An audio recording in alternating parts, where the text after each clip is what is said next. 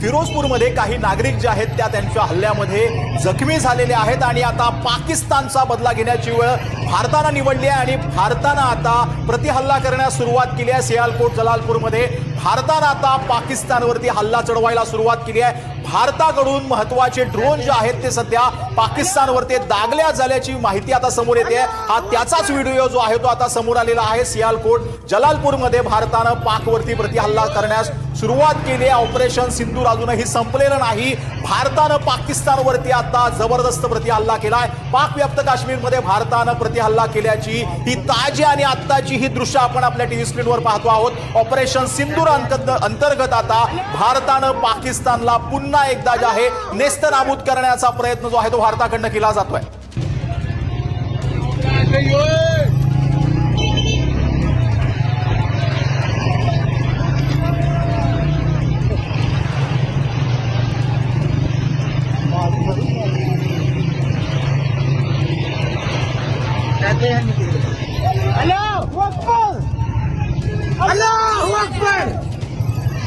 भारतानं आपली संयमी भूमिका ही कधीही सोडलेली नाही। भारतानं संघर्ष किंवा लढाई युद्ध पहिल्यांदा छेडलेलं नाही।